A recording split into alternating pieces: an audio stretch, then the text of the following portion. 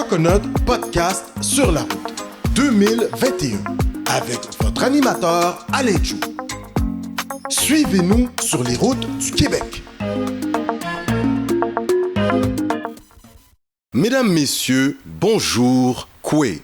Bienvenue à Coconut Podcast, messieurs, dames. Alors, nous passons à la capsule TD avec Monsieur Mobélius. Bonjour, je suis Mobélius, directeur régional développement des affaires de la communauté noire au groupe Banque TD. Saviez-vous que votre propriété est un atout de taille pour réaliser vos rêves? Eh bien, je peux vous aider à transformer la nouvelle valeur de votre résidence pour accélérer la croissance de votre entreprise et accompagner vos enfants sur la route du succès. En plus, à la TD, vous pourrez compter sur une foule d'experts pour vous épauler. Alors, appelez-moi au 514-572-8980 ou contactez-moi sur LinkedIn. À bientôt! Alors aujourd'hui, dans cette tournée de la belle région de la capitale nationale, nous rencontrons une autre invitée de marque, messieurs, dames. Elle est connue de tous dans la belle région de Québec pour ses initiatives, entre autres. Elle est autrice, oui, auteure. Alors, tout dépendamment d'où on est sur la planète. Mais surtout, messieurs, dames, c'est une grande dame. Elle est l'instigatrice d'idées d'aliments ensemble. Elle permet aux femmes syriennes venues s'installer à Québec, entre autres, oui, de partager, d'échanger et surtout de faire connaître la culture syrienne au Québec en son entier. Messieurs, dames, c'est avec un ultime plaisir et une grande joie que nous recevons à Coconut Podcast, ou plutôt qu'elle nous reçoit chez elle dans son humble et très belle demeure. Accueillons Madame Nour Sayem. Nour, salam alaikum. Alaikum salam. Aïe, aïe, aïe, j'étais surpris là, un petit peu chouïe.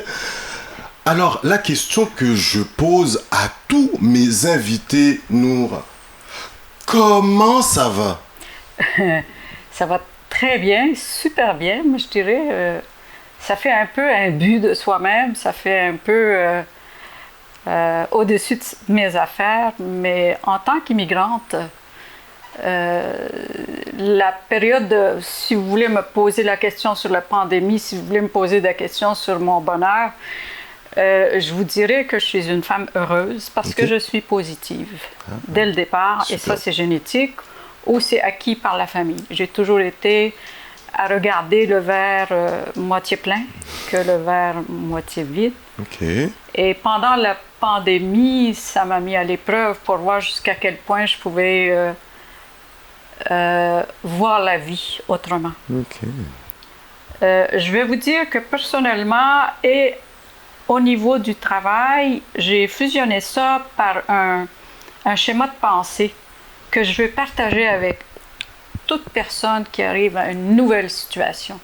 Super. Vous savez, quand on immigre, il faut s'adapter. Le A pour accueillir. La première chose que lorsqu'on nous a avertis comme quoi que la COVID est arrivée, il a fallu accueillir la nouvelle. Pour l'accepter par la suite, avec toutes les restrictions que nous avions.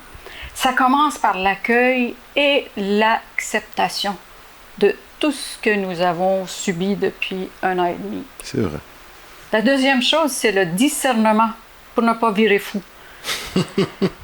Dire, bon, là, je l'accueille, mais comment je vais discerner? C'est quoi le... Pour ne pas déprimer, parce que qu'est-ce qui est toxique et qu'est-ce qui ne l'est pas?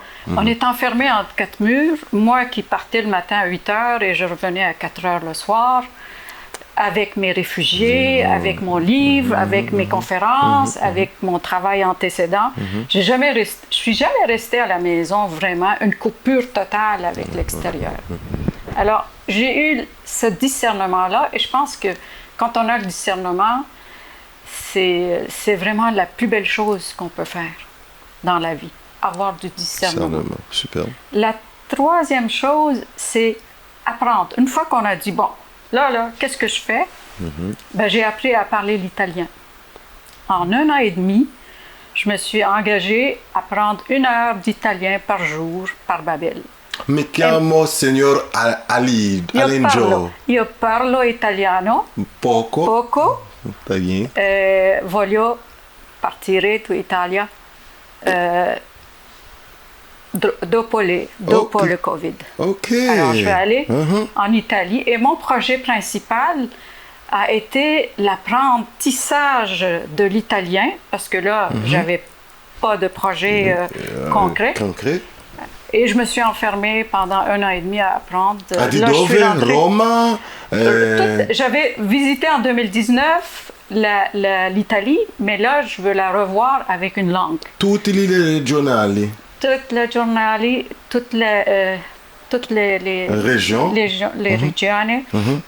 Et puis, ça m'avait fait l'apprentissage d'une nouvelle langue. Et mentalement, ça n'a pas arrêté. J'ai été capable de sortir un petit peu du marasme. J'écoutais peu les nouvelles, puis je me concentrais. J'ai à peu près 320 leçons d'italien de fait depuis octobre. Ça fait. Là, je suis à veille de parler et je me suis connectée avec une de mes meilleures amies qui parle l'italien. Donc, ça a été un nouveau changement dans ma vie, l'apprentissage. Vous pouvez apprendre un nouveau métier, apprendre une langue, apprendre à dessiner, apprendre le piano. Apprentissage, ça fait partie de l'adaptation. Après ça, il faut vraiment... Après ça, j'ai dit, bon, maintenant, il ne faut pas que je m'isole. Donc, participer aux actions, participer à la société. Ça s'orchestrait par Internet? Ça s'orchestrait. Alors là, j'ai développé tout le côté technologique. Zoom, Teams, Messenger. Je pense que j'ai jamais... Skype. J'ai développé ces plateformes-là que j'étais complètement nulle là-dedans. Et je pense que c'est le cas de tous les gens. En tout cas, ma maman, c'est durant la pandémie qu'elle s'est mise à Facebook et aujourd'hui, elle fait des My Stories. Exact. Elle est sur... voilà, donc c'est quand même intéressant.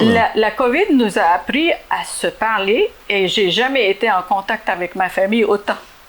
Alors, on avait des réunions sur Messenger, les petits-enfants des États-Unis, d'Ottawa, de Montréal, de Québec, tout le monde était réuni pour la fête de chacun, pour toutes sortes de questions. D'événements, C'est vrai que le toucher, d'embrasser quelqu'un, de le voir personnellement, ça nous a manqué pour tous, ça c'est sûr. Mais Nour, t'es quand même pas toute seule dans ta vie de tous les jours, dans la belle région de la capitale nationale, à Québec, plus précisément dans l'ancienne Lorette, si nos recherches sont bonnes, là on est, oui exactement.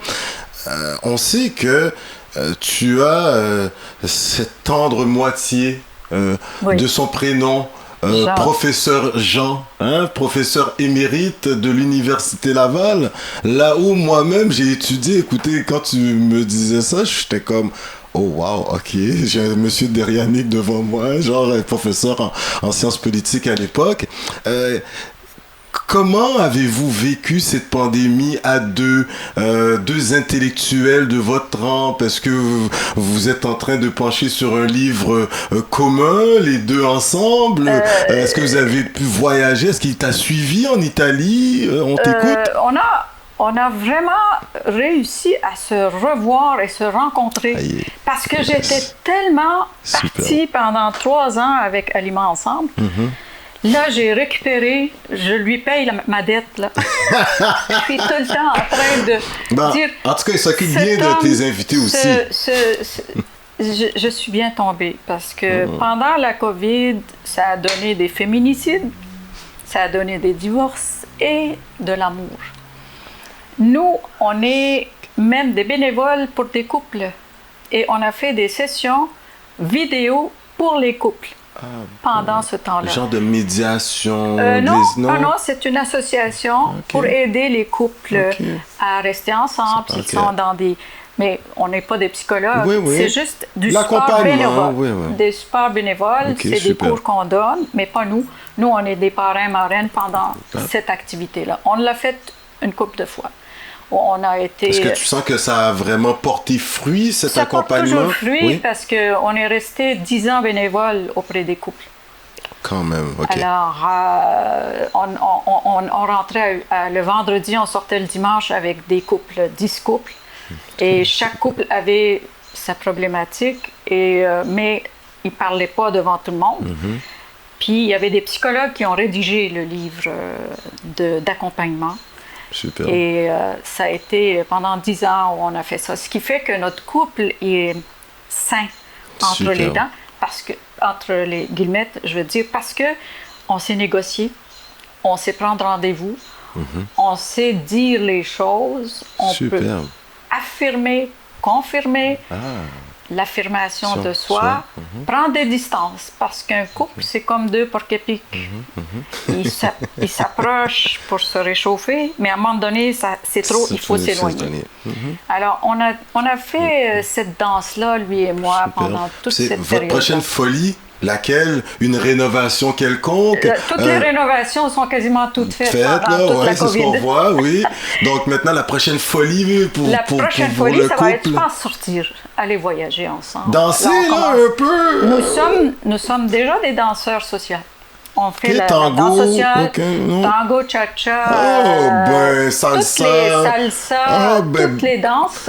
Kizumba, est-ce que Oui, j'en fais du Zumba. Ah ben là, professeur Alors, Jean j'ai qui fait enseigné- du Kizumba. Lui, il fait pas la Zumba, il fait la là-bas. danse sociale. Ok, super. Mais j'ai déjà enseigné bénévolement la danse orientale Ok. pour l'Association des femmes arabes. Ben, on te sent quand même rayonnante. Cette Oui. période de pandémie t'a permis de recentrer certaines de tes actions, de retrouver ton amour des beaux jours. Oui. Franchement, Oui. ça... et tu partages avec les plus jeunes. Aujourd'hui, on sent que tu partages Oui. ton livre. On va en parler dans quelques instants. Mais il y a cette volonté de ta part, on dirait que ça devient un leitmotiv de ne pas garder ces apprentissages que pour toi. Hein? Non. Je sais pas Mais si en même ouais. temps, il faut éviter les personnes toxiques et les personnes positives. J'ai toujours essayé de me joindre avec des gens positifs. Positif, en effet. Mais ça ne m'empêche pas de faire le don de soi pour des personnes qui ont besoin d'aide. Et Yes. ça, j'ai participé à beaucoup de choses. De l'altruisme. Je ne sais pas si je suis altruiste, mais je suis mentor et dans ma carrière, et plus que jamais, mes mentorés ont eu besoin d'une écoute parce qu'ils étaient isolés, ils avaient leur entreprise, ils ne savaient pas s'ils allaient vendre ou s'ils allaient grandir, par quel chemin prendre. Alors, ils avaient une oreille qui pouvait les écouter. Et sur mes mentorés, j'ai le 2/3 qui sont immigrants, chefs entreprises immigrantes. Donc, suite à l'écriture de mon livre, je me suis aperçue que je pouvais être capable de donner ça. Après ça, il y a aussi la créativité. La période de la COVID, la COVID nous a amené à créer des choses qu'on... Tu sais, quand t'es Coconut pris, là, Podcast, qu'on connaît entre pas... autres. Oui, j'ai repris mon piano. Ah. Je l'avais laissé pendant 3 ans. J'ai recommencé à faire du dessin du mieux que je pouvais. Super. Et en plus, rédiger quelques poèmes. Mais j'ai un projet d'écrire, mais avec la COVID, mon projet, c'est de rencontrer mes filles des Syriennes, puis leur demander leur histoire de vie, depuis qu'ils sont quittés et jusqu'à l'arrivée. Super. Et chacune de mes filles parlerait de ces défis qu'ils ont eu à passer à travers. Super. Mais ça prend un contact dans ce temps-là. Et elles ne sont pas équipées pour faire des vidéos, ces madames-là. Donc, il faut que j'aille chez elles. Mais ça, c'est un projet que je chéris. Ça va sortir quand, je ne sais pas. La créativité. Oui. Alors là, on va apprendre à connaître Nour Sayem. Parce que cette créativité, elle te vient assurément, même lorsque tu n'étais pas nécessairement consciente. parce que c'est quelque chose qui t'est inné, c'est quelque chose qui était déjà présent dans la famille. Nour Sayem, d'après nos recherches, écoute, en tout cas, la ville de Québec le sait, tu es d'origine, mais tu es né en Syrie. Oui. Écoute, ça fait déjà, on va le dire comme ça, 4 décennies que tu es au Québec. 5? Là, 5 décennies. On s'arrêtait à 4. Après 4, là, on compte plus, là, rendu là. Donc, t'es une vraie, là. T'es une vraie de vraie, là. On peut dire que t'es un bon pâté chinois du Québec, là, aujourd'hui. Une Georgette Gagnon du Québec, allemand. C'est mon surnom. D'ailleurs, je l'écris dans mon livre dès le départ. Superbe. À la banque où je travaillais, on m'appelait « Hey, Georgette! » Hey, Georgette! Georgette Gagnon, d'Alban en plus. Oui, ben, quand même toute une banque, là aussi, on va en parler dans quelques instants, la Banque de développement du Canada. Et, quand même, messieurs, dames, pas la moindre, hein, quand même, hein, n'est-ce pas? Nour Sayem, tu es né en Syrie. Alors là, nous, on connaît entre autres 2 grandes villes de la Syrie. Moi, je vais le dire ainsi, Damascus ou Alep. C'est Alep. Je suis une Alépine. Hurléenne. OK. Et quand j'ai rencontré mes Syriennes, ils m'ont dit, on dirait que tu es sorti hier de la ville. J'ai rien changé. J'ai incarné ma ville, mes racines, ma langue. Il n'y a rien de changé. Puis en même temps, je me suis enrichie d'une autre culture et incarné la culture québécoise. Alors, je suis un mélange de l'Orient et de l'Occident. Tu dis que tu es ce pont entre la culture, la société d'accueil et cette société qui décide d'épouser le Québec, donc nos nouveaux arrivants, et toi, tu te mets comme cette courroie de transmission entre nos nouveaux arrivants et nos frères et sœurs québécoises et québécois. Alep. Tu te dis Alépine, ça on apprend là, hein? On apprend. Hein? Ça c'est incroyable. On y parle l'arabe, hein, quand même. Mais la Syrie, on doit le savoir, c'est un pays, je dirais, millénaire. On se retrouve en Mésopotamie, pas trop loin. Écoute, l'architecture. La culture syrienne. Des fois, nous, un peu là en Amérique, on a une idée des fois un peu galvaudée, là, en quelque sorte, surtout avec ce qui s'est passé ces dernières années, là, un peu les affrontements et tout. Pour certains, on oublie qu'au niveau culturel, mais la Syrie et Alep, entre autres, c'est magnifique. Peux-tu un peu nous relater tes souvenirs là, quand tu te promènes au souk? Voilà.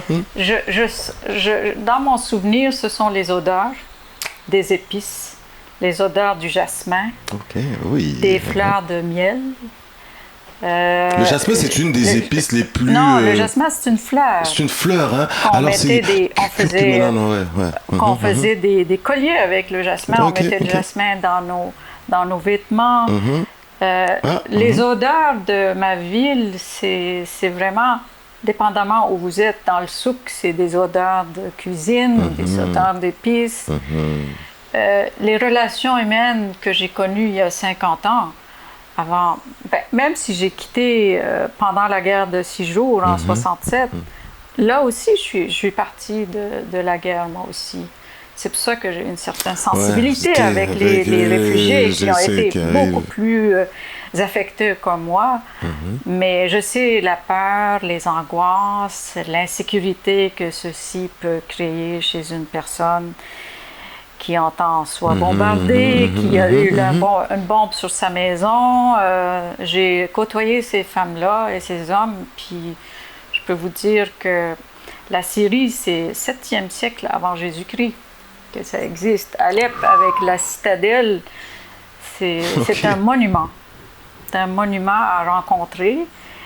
Et il y a beaucoup de choses qui se ressemblent avec les gens de Québec. On est des gens de citadelle. Ah, d'accord. Pas n'importe qui peut rentrer dans la ville. Et à Alep et à Québec, on te demande, t'es une petite qui? La même chose. Parce qu'on est capable de savoir que le chevalier qui habite en dedans, là, il a un certain grade et il a un nom de famille. Oui. Et c'est deux villes de citadelles. Et je peux vous dire qu'il y a beaucoup de ressemblances entre les Québécois puis les Alépins. Et c'est pour ça que j'ai trouvé ça tellement beau de voir ma vie revivre dans ma ville numéro 2 avec une citadelle. Il y a quelque chose d'important là, dans la symbolique. La symbolique. Excellent. Nour, tu vas quitter la Syrie, hein, tu nous parles de la guerre des 6 jours, à l'âge de quoi, 15 ans? Oui, c'est ça, tu es dans l'âge de l'adolescence, tu as quand même des amis, de la famille. Quand tu quittes aujourd'hui, plusieurs années après, quand tu y réfléchis, est-ce que ça avait été un moment quand même difficile ou toi tu étais déjà un peu en mode avant l'aventurière en toi et puis à 15 ans, j'étais pas consciente. Qu'est-ce qui m'attendait? Ouais, c'est ça. J'ai changé complètement. Dès que j'ai mis mon pied dans le bateau, t'es venu en bateau? On est venu en bateau, puis ça a duré une couple de semaines. On a traversé la Méditerranée, on a changé un autre bateau pour prendre le Gibraltar. Mais je compte ça dans mon livre, Ma vie entre figuier et érable. Et je me suis trouvée tout de suite responsable de ma famille. J'ai dit, mon père et ma mère, c'est sûr qu'ils ne pourront pas tout faire. Alors, je suis l'aînée, donc je suis la responsable de mes sœurs et frères et mes parents. Donc, il faut que je fasse quelque chose pour pousser. Et c'est là que le côté débrouillardise, adaptation, intégration m'appelait, il fallait que je saute. J'ai quitté, j'avais une 9e année et je suis arrivée ici, j'ai posé ma candidature pour rentrer au cégep, aux sciences pures. J'ai sauté 3 ans. Et mais il faut savoir que le système éducatif en Syrie... c'était pas si fort. Non, parce qu'on vivait la guerre, tout était fermé. Ils ont mis les sœurs pendant la Révolution. On a commencé à avoir la Révolution basse.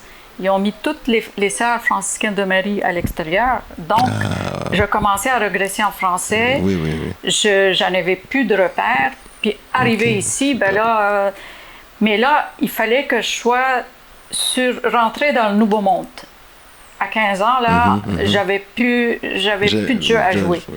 Il fallait que je m'intègre. C'était donc là, maintenant, l'apprentissage des expressions à la québécoise. Oh là là, à Star. Oui. Moi, j'ai quand même gardé une certaine gêne, dans le sens que pas trop parler québécois, ni trop du point de la bouche. Ça, ça fait un peu snobinette, un peu. Mais j'ai gardé un accent acadien. Je ne sais pas d'où je l'ai pris. Parce que j'ai été à Montréal, où on roule le R. Ouais, c'est vrai, un petit peu. J'ai été au Lac-Saint-Jean. Les la-la-la. Les la-la-la. Et je suis revenue à Québec. Ça fait 40 ans que je suis à Québec. Et là, dépendamment du niveau d'instruction qu'on a et de l'éducation, c'est sûr que j'essaye de surveiller un peu mon langage et surtout ne pas sacrer.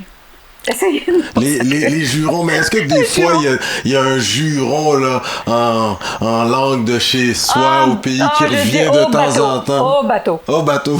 On s'arrête à au bateau. Je t'adore, Nour. Incroyable. Nour, là maintenant, tu sens que tu dois accompagner la famille, supporter tes parents. Et là maintenant, tu t'inscris au cégep. Vous êtes à Montréal à ce moment, parce que plusieurs années plus tard, tu dis que Montréal, il y a un attachement. Ça reste quand même tes premiers amours. Oui, il y a quelque chose d'intéressant là, à Montréal. Mais là, tu vas t'atteler. Et là, avec la force qui est tienne, tu vas faire des études, mais plus que brillantes. Voilà, maintenant, j'aimerais savoir à quel moment tu annonces à tes parents, moi, je m'en vais habiter à Québec, ou c'est avec la famille que vous êtes venu à Québec. On est venu à Montréal. On est resté à Montréal pendant 8 ans. Mes parents m'ont quitté, ils sont revenus au Liban. Et moi, je me suis mariée pour aller au Lac-Saint-Jean. Ah ben. Et là, j'ai eu mon bébé, un bleuet. Un bleuet, un vrai. À Saint-Félicien.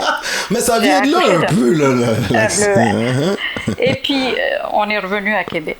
Okay. Mais mes études, ça a été tout un défi pour moi parce que au cégep, je ne comprenais rien en sciences. J'ai fait un cégep en sciences, en sciences pures, parce que c'est ma mère et mon père, et surtout ma mère, ils me disaient dès mon jeune âge, tu vas être PhD docteur. Il faut que tu sois docteur. Donc, ce bagage de mes parents il avait été transmis. A été transmis. Mon père, c'était un homme d'affaires. Nous étions les gens les plus favorisés en Syrie. Mon grand-père avait une usine de 20 millions de dollars. Mais entre autres, tu nous parles de ta famille en Syrie. Vous étiez de cette belle Syrie, la Syrie que, voilà, tout Syrien voulait... De 50 aux années 62, c'était l'âge d'or. L'âge d'or de la Syrie. Ouais. Mais en visitant ta bibliothèque un peu, en quelque sorte, tu nous as présenté quelques livres, mais surtout... des mononcles à toi qui sont quand même de très très grands écrivains dans le monde arabe, hein, on pourrait dire. Hein, voilà, c'est ça qui est intéressant. Alors, dans un premier temps, moi je le partage avec tout le monde. Nazir Fansa, hein, c'est ça, ouais, je prononce pas pire. Hein. Nazir Fansa. Alors, Téhéran, destin de l'Occident. Peut-être quelques mots sur ce livre. Je peux vous dire que jusqu'à maintenant, mon oncle, ce qu'il a écrit, c'est encore d'actualité entre l'Iran, la Perse, la Russie, et la le régime Turquie, des Saouds. Les Saoudiens. C'est quand on le relit, et je vais le relire parce que là, on parle beaucoup plus de Téhéran qu'avant. Téhéran. Mais c'est que dans ce livre, les Russes ont toujours voulu prendre les mers chaudes à travers le Téhéran. Et là, on passe par des routes aussi de la soie et du commerce. Les Perses ont été, depuis des siècles et des siècles, des gens qui... Alors, c'est toujours cette mainmise. Géopolitique du Téhéran qui est très importante, la Perse, de l'histoire de la Perse qui a été relevée ici, et comment quel est le destin justement de l'Occident, parce que l'Occident a toujours dépendu de l'Orient. L'Orient, et d'ailleurs dans le livre que je lis, Les routes de la soie, c'est exactement ça. Mais également, tu vas nous dire comment c'était de grandir avec, tu sais, je veux dire, des sommités. Alors aujourd'hui aussi, t'habites avec une sommité, toi aussi t'en es une, en tout cas, voilà. Tu me corriges, Bachir? Fansa. Alors, Bachir, Fansa. Et là, messieurs, dames, hein, ça se lit de la droite vers la gauche, hein. Aleph, Bachir, Fansa. Alors, essayez de l'apprendre. La langue arabe, c'est très intéressant, c'est très poétique également. Parce que moi, j'ai appris un petit peu, je sais faire mon Aleph avec mon petit S un peu sur le I à l'envers. Je vous invite à essayer de lire en arabe. Allez prendre des cours à l'Université Laval, je pense qu'ils en donnent également. Le fait de grandir, et là, c'est ça, on parlait de la créativité, c'est important, hein, ça t'est imprégné dès le tout jeune âge. Est-ce que tu étais consciente que tes tontons, comme j'aime bien le dire, étaient de grandes personnalités? Quand tu allais dans les cafés, tu voyais les messieurs qui fumaient la chicha ou narguilé, hookah, je ne sais pas, et puis qui discutaient de politique, puis ils commentaient le livre de tonton. C'était quoi ta réaction? Mon oncle et mon autre oncle, elle a vécu pas mal en Perse. Celui Nazir Fansa, il a vécu en Perse. Mais je peux vous dire que mes deux oncles ont été en prison. Parce qu'ils étaient des initiateurs d'un journal libre en Syrie. Al-Anba, ça s'appelait. Al-Anba. Puis moi, je me rappelle de cette... Et Période. quand il y a eu les révolutions, ils ont tout coupé. Puis mon oncle Nazir était dans le pouvoir de Hosni Zaïm, qui était un des périodes de président de la Syrie. Il était avec lui. Et quand il y a eu un coup d'État, ben, ils se sont ramassés dans la prison. Mon oncle Bachir et mon oncle Nazir, à tour de rôle, ont fait la prison. Et mon oncle Nazir a fui puis est parti en Iran pour travailler pour le Shah d'Iran. Donc, quitter le régime bassiste. Mon oncle Bachir, c'était avant le Baas, c'était dans le temps de Hosni Zaïm. Okay, et mon oncle Bachir s'est refermé. Et il n'a pas fait le contact avec personne, puis a commencé à écrire des allégories. Des histoires, un petit peu comment je dirais, de science-fiction sur le Moyen-Orient. Il n'y avait pas la liberté d'exprimer directement. Donc il faisait le tour de la situation par des histoires historiques, fantastique un peu, pour pouvoir exprimer un petit peu. Et subterfuge un peu pour s'exprimer. Il faisait du yoga, il était vraiment... Et mon cousin, son fils, est à Washington. Et c'est un muséologue. Alors, du côté des FANSA, je suis grillée au niveau littérature, art, créativité. Et du côté de mon père, c'est à l'opposé. C'est l'entrepreneur, ce sont les gens qui ont créé tout ce qui s'appelle l'industrie du textile. C'était des tisserands. Mais mon grand-père, c'était lui qui était le premier à amener des machines automatiques en Syrie. Non! Wow! Alors, mon grand-père, moi je m'identifie beaucoup à mon grand-père au niveau entrepreneurial. J'ai peut-être plus le côté entrepreneurial que littéraire, mais le fait d'écrire, j'ai toujours des émotions, je souffre toujours, et ma souffrance se traduit par l'écriture. Ça me fait du bien, mais le côté entrepreneurial, le côté scientifique, le côté analytique, j'y tiens. Je veux pas, je crois rien tant que j'ai pas vérifié comme il faut, d'une façon scientifique et en même temps entrepreneuriale. À chaque fois que je tombais, je relevais. Le côté entrepreneurial, tu vas vraiment trouver une façon de le marier avec cette volonté qu'il y ait démarche scientifique. Absolument. Parce que tu vas faire des études, entre autres, à l'Université Laval, et tu vas être quand même tout un accomplissement, être la première femme à graduer d'un PhD, n'est-ce pas? Donc, docteureux, bien sûr, et à la faculté d'agriculture de l'Université Laval. Oui, absolument. C'est énorme. Oui.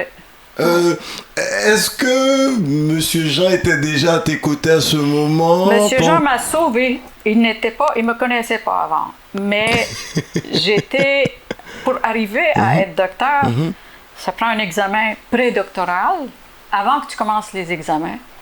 Et ils m'ont coulé. Parce qu'ils m'ont dit, tu es une femme, tu es restée à la maison avec des enfants, tu ne pouvais pas. C'était un des commentaires.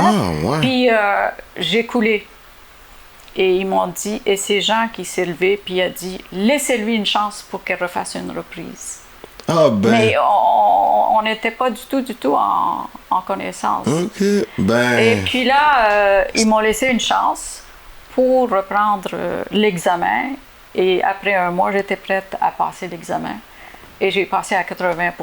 Super. Et là, je pouvais continuer mes recherches pour avoir le doctorat à la fin. Et quand je suis venue pour défendre ma thèse, je pensais qu'il allait me couler. Mais non, tout a bien été. Est-ce que M. Jean était aussi... il va falloir faire comme ça. Et là, il a pris ma thèse, puis il l'a acheté, il dit, tu passeras pas.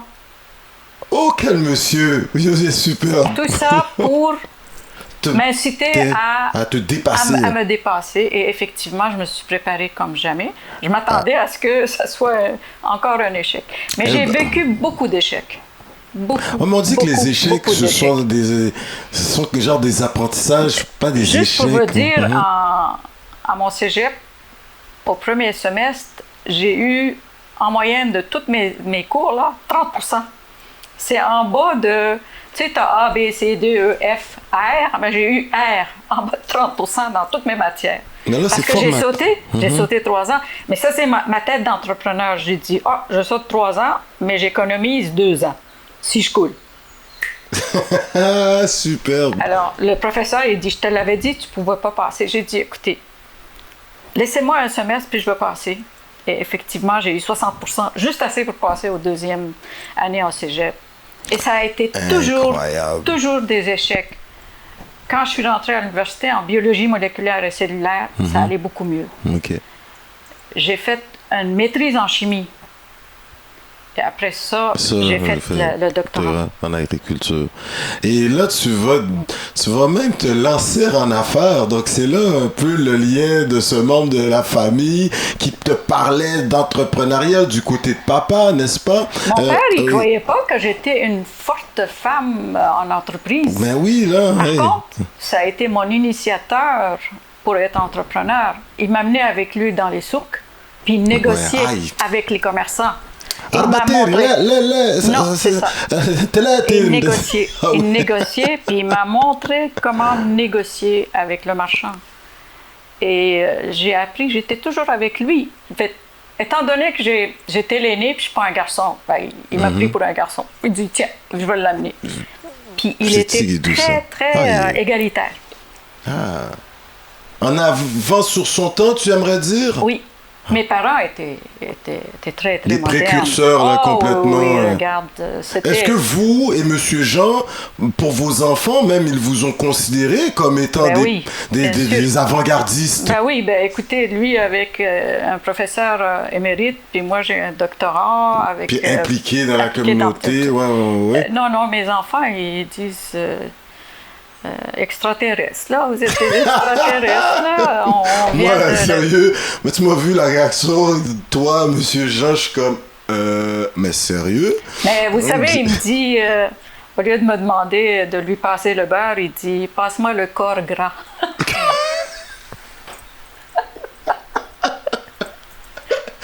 Même notre caméraman est en train de rire, même le producteur et l'émission rit, messieurs, dames. Mais tu sais, on se parle scientifiquement, puis en même temps, moi, du côté entrepreneurial, lui, il ne l'est pas, donc il me suit. C'est superbe. Tellement que tu vas exceller, n'est-ce pas, dans tes entreprises, disons-le ainsi. Écoute, tu nous parlais de cette banque. Ce n'est pas une banque à charte, mais bien une banque de développement, donc qui accompagne entre autres les entrepreneurs, les entreprises, mais également les PME, voire aujourd'hui peut-être dans cette nouvelle façon les travailleurs autonomes. Peux-tu nous en parler? J'ai fondé mon entreprise suite à une introspection de mon profil pour m'apercevoir que je ne serais pas chercheuse, enseignante à Laval, mais bien une entrepreneur en sciences. Donc, j'ai développé la consultation pendant 12 ans et j'ai fondé Sayem, Bello et Associés. À la suite, j'ai vendu cette entreprise et j'avais parti une autre entreprise. J'ai eu une deuxième entreprise, Auditech, et Auditech, son client était la Banque de développement du Canada. 3 ans plus tard, j'avais 90% de mon chiffre d'affaires avec la BDC. Là, je me suis aperçue que c'était dangereux, que j'ai dépendé trop de la BDC. Je me suis dirigée vers mon client et je lui ai dit, si vous voulez, je peux travailler à l'interne, sinon je dois arrêter. Je ne peux pas continuer à faire de la consultation chez eux. Alors, ils ont vu mon travail pendant 3 ans. Ils m'ont accepté. Et je suis rentrée. Mais il a fallu que je travaille 3 ans pour prouver. Et avant de rentrer, avant de fonder mon entreprise, je me suis fait la main dans un groupe conseil d'ingénieurs. J'ai travaillé 3 mois sans être payée pour leur prouver que je suis capable. Mais tu sors d'un doctorat et tu tombes dans l'entrepreneuriat, c'est pas évident. Alors, j'ai fait mes dents. Et quand ça faisait 1, 2, 3 expériences que j'ai fait, là, je suis rentrée à la BDC comme directrice pour devenir associée. C'est juste en dessous du vice-président. Je vendais, et j'ai fait 3 régions du Québec. Charlevoix, Québec et Portneuf. Alors, j'ai dû avoir à peu près 3000 clients, des PME. Et ils sont mon cœur, sont mes amis, c'est mon Québec que j'ai essayé d'aider du maximum que je pouvais. Et j'ai eu beaucoup de plaisir à la Banque de développement du Canada. Et puis là, ben, l'heure a sonné pour que je prenne ma retraite. Mais la retraite, une retraite peut-être du 9 à 5 dans une institution donnée. Oui. Mais aujourd'hui, Nour a ce privilège un peu de oui. partir, de mettre sur branle des initiatives, des oui. projets. Oui. Alors, oui. Idées d'aliments ensemble, ça c'est quand même quelque chose qui manquait à Québec. Parce que on a le grand marché. Oui. Tu tiens des kiosques là-bas. Ben, l'histoire est... Une fois que j'ai terminé mon livre... Ben, on va le présenter, le livre. Oui, ça fait un petit moment qu'on en parle. Messieurs, dames, écoutez, Nour Sayem, elle est, entre autres, derrière ce livre qui un peu nous parle de ce parcours de la combattante, un peu qui nous relate les expériences qui sont celles de Nour Sayem. Messieurs, dames, toute personne qui aimerait s'installer dans la belle province, vous savez qu'ils sont en train de faire leurs papiers, ce serait peut-être fort à propos que vous leur fassiez parvenir ce livre. Alors, ma vie entre figuier et érable. Pourquoi ces deux arbres Le figuier, il pousse en Syrie, l'érable pousse là-bas, ici. L'érable, c'est la jeunesse, le figuier, c'est l'histoire. Et je viens des deux mondes, l'Orient et l'Occident, et je me suis identifiée à ces deux arbres-là. Et ça a donné des enfants qui sont très sucrés. Y a-t-il un petit côté sucré-salé? Et les figuiers, donc saveur very sweet, comme on dit. Okay. Et suite à ce livre, à la fin, je me suis aperçue, quand on écrit, on fait la révision de sa vie depuis ma naissance jusqu'à aujourd'hui. Je me suis dit, ben là, j'ai fait tout ça. Ça veut dire que j'ai une bonne expérience auprès des immigrants.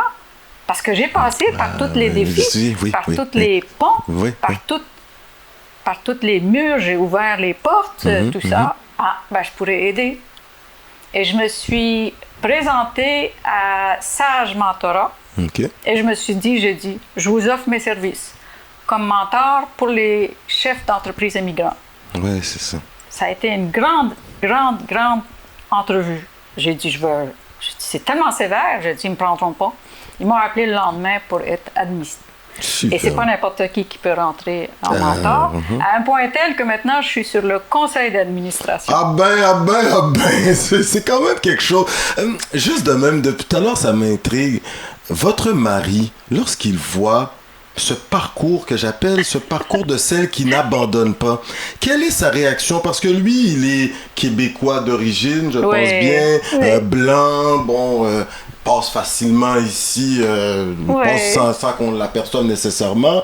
Puis là, il voit que celle qu'il a décidé d'aimer depuis les études, il sent qu'il y a des petits accros, c'est pas toujours évident, le système en demande toujours un peu plus. C'était pour une entrevue. Il y en a eu de toutes les couleurs. Ouais, quel était il y a des fois le soir quand tu rentrais, est-ce que tu le voyais, il était plus fâché que toi ou je sais pas. Quand j'ai constitué, suite à ce livre-là, mon OSBL, parce que je l'ai sorti en 2015 et 2016, les femmes sont arrivées, les Syriens sont arrivés. Oui, bien sûr. Alors, moi, je n'avais pas écrit pour ça. Et au centre multiethnique, je suis allée voir les réfugiés. Et comme par hasard, c'était rien que des hommes qui étaient là. Oh ben, oh ben. Et là, je leur ai parlé de mes origines, de mon nom, je leur ai parlé en syrien. Là, ils m'ont regardé. J'ai dit, je veux vos femmes pour qu'on fasse une cuisine.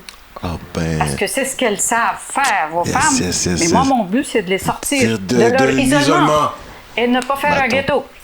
Bâton. Alors, les maris me regardent. Puis là, il y avait un premier, il m'a montré ce que sa femme fait comme bouffe. Alors, j'ai dit, OK, Québec. je vais voir les femmes, le kebé, les feuilles de vigne. J'ai dit, OK, si vous permettez, je peux voir vos femmes. Il dit, pas de problème. Il y en a d'autres, ils disent, ah, ma femme vient d'accoucher, l'autre, il dit, en tout cas. OK. Je demande au centre multiethnique de Local. recruter les femmes. J'arrive le vendredi soir, il faisait froid au mois de décembre. Il y avait une femme qui est arrivée sur tout Tous le les monde. gars qui étaient, femmes des hommes qui étaient Et là, ouais. cette femme-là, là, jusqu'à maintenant, je suis amie avec elle. C'est cool. Elle a du leadership. Elle a 7 enfants. Elle a accouché d'un enfant ici. Femme vaillante. Veillante, syrienne, purléenne. Il n'y a rien à son épreuve. Elle est arrivée malgré le froid. Son mari lui a dit, tu sors pas, il fait froid, tu peux pas y aller, il fait tard. J'y vais Elle dit, full regarde, j'y vais. Ouais. Elle dit, j'ai promis que j'irai, je vais y aller. Et par hasard, cette dame-là, je l'avais aidée au CHUL pendant qu'elle attendait son examen chez le médecin. J'ai été l'interprète avec elle. Puis on s'est connus. On s'est connus avant cette rencontre-là. Puis j'ai dit, ben c'est toi. Ah ben. Hanan, j'ai dit, on s'est rencontrés à Ah l'hôpital. ben ça devait arriver. Là. Alors, ouais. il n'y a pas un hasard et on est devenus amis. Et c'est elle qui m'a amené tout. Ben là, aujourd'hui, je pense que t'en as au-delà près d'une vingtaine là, qui t'accompagnent. Oui, j'ai eu 25 immigrantes 25, syriennes. Sur les 25, j'avais à peu près 70% des Syriennes. Et par la suite, j'ai accompagné, je leur ai donné des cours en gestion alimentaire à l'université. L'Université Laval a été formidable avec moi à l'INAF. On a eu l'université, on a eu la gourmandise qui est une cuisine avec des fourneaux et tout ça qui nous ont passé gratuitement. On a eu beaucoup d'aide de la ville de Québec. Mais tu fais de l'initiation parce que là maintenant, il apparaît que de plus en plus, un de tes buts, c'était de faire connaître également la cuisine syrienne. Oui. Et aujourd'hui, tu as démystifié ceci. C'est ça. Et puis là, rendu après 3 ans, mon mari, il dit c'est assez. Il dit là, on ne peut plus y aller. Okay. Il va falloir que tu mettes un frein parce que là, j'étais absorbée. Absorbée par ça. Puis, il perdait sa dulcinée, là. Oh, là, partait à 8 heures, je ne revenais pas. Un petit film j'étais Netflix. j'étais tellement prise par ça. Alors, j'ai décidé de la privatiser. OK. Ah, et super. j'ai fait des démarches auprès de mes réfugiés pour savoir qui est capable de faire la relève. Pendant 1 an, j'analysais et je suis tombée sur une famille syrienne. Et cette famille-là, le père, la mère, les 4 enfants, les 5 enfants, là, ils se relayent. Ah ouais, c'est du solide, comme on dit. Ils tiennent la chose. Ils sont fiables. Pendant hein? 1 an, je les ai coachés pour faire la passation des connaissances et des pouvoirs. Et maintenant, je les appelle. Est-ce que c'est fait? C'est fait. Fait que. Puis, avec une demi-langue, là, parle pas. Question pour toi. Toi qui es là depuis 4 décennies au moins, 5 maintenant pour ceux qui veulent vraiment avoir une approximation exacte. Tu as vu le Québec d'avant et aujourd'hui, tu vois ce Québec 2.3.0, là, tu sais, en mode podcast, dans ton salon chez toi. Est-ce que et surtout la ville de Québec, hein, est-ce que tu sens que les jours à venir seront encore plus roses ou seront plus faciles pour le nouvel arrivant dans Québec ou tu mets certaines réserves? Là, tu t'adresses, beaucoup de politiciens écoutent Coconut Podcast, entre autres. Quels seraient un peu... Voilà, partage avec nous. Moi, à ce au niveau niveau de l'immigration, nous sommes sur la bonne voie, certainement. C'est bien. Depuis qu'on a eu la tuerie à la mosquée, ça a ébranlé le maire Labombe, pas à peu près. Pas à peu près. Il a eu vraiment très peur pour sa ville. Et en arabe, un maire, il se dit « muhafiz ». Ça veut dire le protecteur. Il a capoté. Quand il a vu ça, il a dit « Qu'est-ce que je fais ?» Pendant 48 heures, il était complètement sainé. Et en résultante, la première chose qu'on a eue, c'est une cimetière musulmane, chose qu'on n'avait pas. Oui, c'est vrai. Un monument devant la mosquée. C'est vrai. Il a fait la maison multiculturelle dernièrement qui a inauguré. Ça, pas, ça. Ça, c'est nouveau. Il est toujours présent dans des associations pour des personnes soit handicapés, soit des immigrants. Et j'ai fait 2 levées de fonds, puis il était présent au levée de fonds, et il nous a octroyé l'équivalent de 70 000 $ en 2 ans, comme fonds. Donc, et ça, moi, je n'oublierai jamais son support. Le taux d'immigration depuis mon arrivée ici a doublé les 10 dernières années depuis les politiques. On donne à 3 ou 4 associations ou organismes à but non lucratif pour accueillir les immigrants, les aider à s'intégrer, le SWAT, RIR 2000, Option Travail et le Centre multiethnique. Le Centre multiethnique pour les réfugiés et les 3 autres pour adapter puis recevoir les immigrants, refaire leur CV, puis les amener à travailler. Parce qu'il y a de l'emploi. Je sais que le taux de chômage était un petit peu plus élevé de quelques pourcents comparativement à la moyenne nationale. Mais aujourd'hui, c'est presque le plein emploi à Québec. Alors, il y a quelque chose d'intéressant là pour nos nouveaux arrivants. Ces 3 organismes travaillent très fort. D'arrache-pied, là. Et puis là, avec la COVID, ça a brassé un peu, mais ils ont tenu le coup.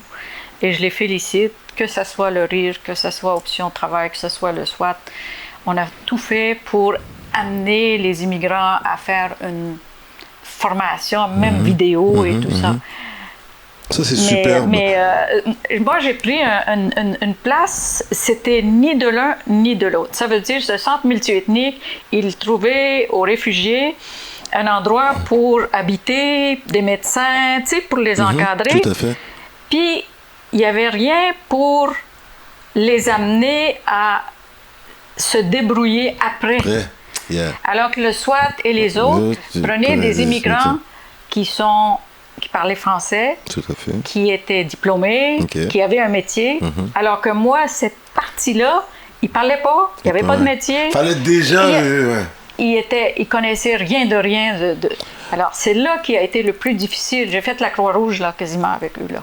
Nour Sayem, écoute, il y a des femmes immigrantes qui sont arrivées très récemment, peut-être, avant Covid, durant Covid, peut-être même, qui sont à Montréal, qui cherchent un départ autre, ou que ça fait quelques années qu'elles sont à Montréal, ça décolle pas, on sent qu'encore il y a du sable.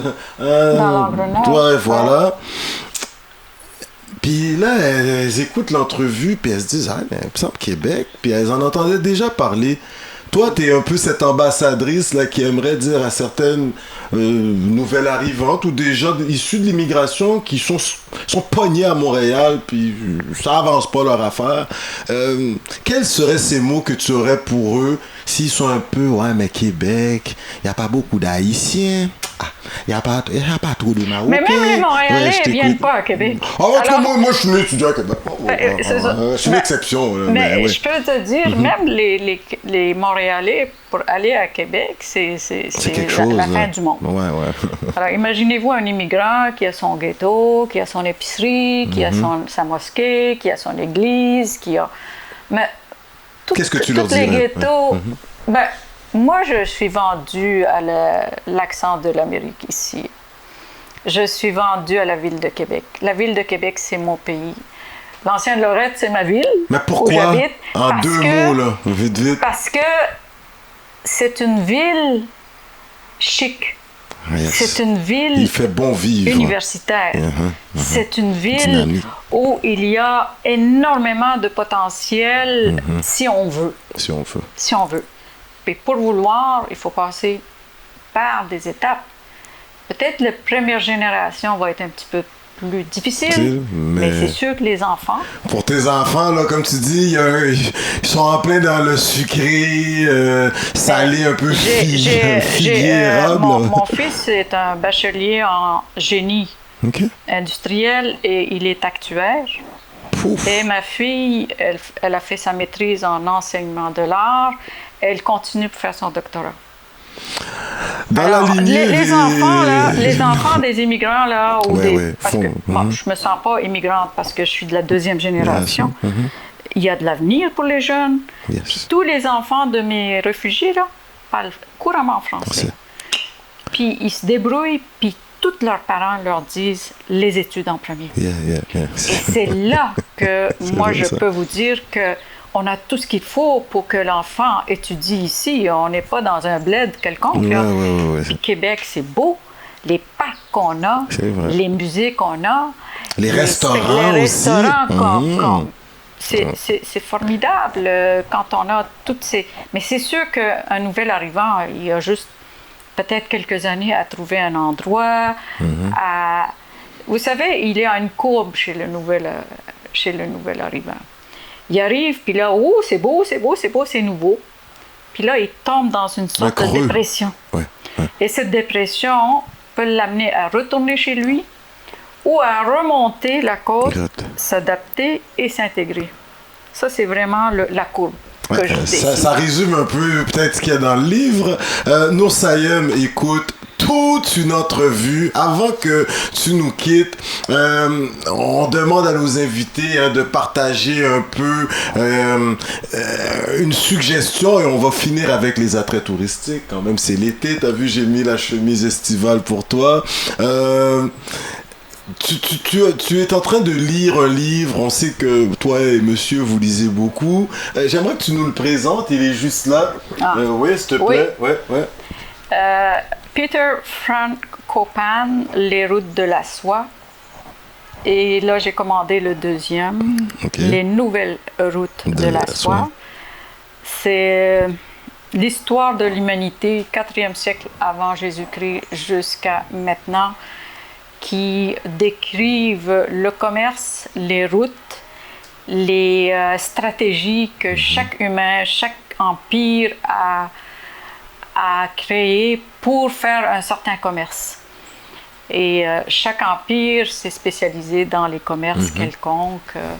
Les Hollandais, les Mongols, comme les Vikings qui se sont spécialisés en esclavage. Les Vikings, c'est des faits nouveaux, ça, on ne savait pas ça. Mais c'est un historien, Frank est un historien, professeur d'Oxford. Wow. Et si je peux vous dire qu'il y a à peu près plus de, 100 pages de bibliographie. Pour chaque phrase, il avait une référence. Donc, c'est du solide. Il parle l'arabe, le russe, le français et l'anglais. Et il a passé par TV5. Une entrevue. Alors, vous pouvez le voir sur YouTube, l'entrevue qu'il a fait. Et je suis tellement intéressée de suivre les nouvelles routes. C'est sûr que maintenant, les nouvelles routes, c'est les pipelines. La route du pétrole, de l'or noir. Bien sûr. Alors, tout ce qui s'appelle or noir, c'est pour ça qu'il y a des conflits. Des conflits. Tous les conflits qui nous arrivent, que ce soit en Syrie, en Turquie, en c'est les routes. Toutes les routes du commerce. Et chaque empire laissait une monnaie. Les Romains, les Grecs, avaient les toujours leur monnaie. Et quand c'était une monnaie courante, c'était l'Empire. Alors maintenant, c'est le dollar, qui est l'Empire américain, qui est en rechute. Et on va avoir les Chinois, les Indiens, je ne sais pas, les pays comme la Chine. Entre autres, Écoute, Nour, incroyable. La francophonie t'écoute, tu t'adresses aux gens aussi loin que de Pondichéry, ou je te dirais à Marrakech, ou peut-être à Tours, à Paris, en France plutôt. Écoute, Nour, il y a les gens de Alep, hein, les Alépines et les Alépines, comment vous, Alépinois, les Alépins? Alépines. Ouais, voilà, comme ça. Alors écoute, tes remerciements et tu peux leur dire quelques mots, ils sont en train de t'écouter. Merci beaucoup à tous ceux qui m'ont supporté, ma famille en premier, mes collègues, les instances gouvernementales, parce que j'ai eu des bourses, j'ai eu des aides pour pouvoir vraiment pousser. C'était mon soleil et mon eau avec des fertilisants pour que je puisse grandir et fleurir dans ce pays. Je ne garde aucune rancune envers personne et c'est ça qui rend ma vie très heureuse. Le bonheur, c'est le pardon. Ouf! Le bonheur, c'est le pardon. Messieurs, dames, nous étions avec Nour Sayem dans son humble demeure. Elle nous a reçus, oui, chez elle, le studio de Coconut Podcast sur la route. Eh bien oui, nous nous sommes rendus dans l'ancienne Lorette. Je vous invite à la suivre sur les réseaux sociaux. Entre autres, elle a donné beaucoup de conférences, prononcé beaucoup d'allocutions devant différents parterres, disons-le comme suit. Son livre « Ma vie entre figuier et érable », c'est un peu sa bio, son autobiographie, hein, voilà. Comme j'aime bien le dire en toute fin d'entrevue, Nour, on fait le tour des différentes régions et les Inuits nous disent Chinash Kumitin. Les Algonquins nous disent Miigwech. Les Premières Nations dans la région de Montréal nous disent Niawen. Nos frères et sœurs en langue abénaki dans le centre du Québec nous disent Oléone. Et m'étant promené aux abords de la Méditerranée, je vais te le dire parce que vous êtes capable de détecter les accents, c'est incroyable, ça, c'est pas mal. Je vais te le dire en égyptien, Shokran, je pense, ouais, en syrien, en tunisien, Aishk. Superbe. Écoutez, messieurs, dames, moi, comme si j'étais un cours à l'université Laval avec une grande prof, puis j'ai eu le temps de parler à son mari aussi, messieurs, dames. Comme j'aime bien le dire, toute une entrevue avec une grande dame qui véritablement, dès son arrivée au Québec, participe à la construction d'une société pour tous, messieurs, dames. Alors, on se dit, on se voit pour la prochaine entrevue dans la région de la capitale nationale. Nous étions, oui, avec Nour Sayem, écoutez, l'instigatrice de l'initiative Idées d'aliments ensemble, messieurs, dames. Moi, là, je vous le dis, on se revoit bientôt. Et sur ce, Shokran, Aishk et Niawen, au revoir, merci.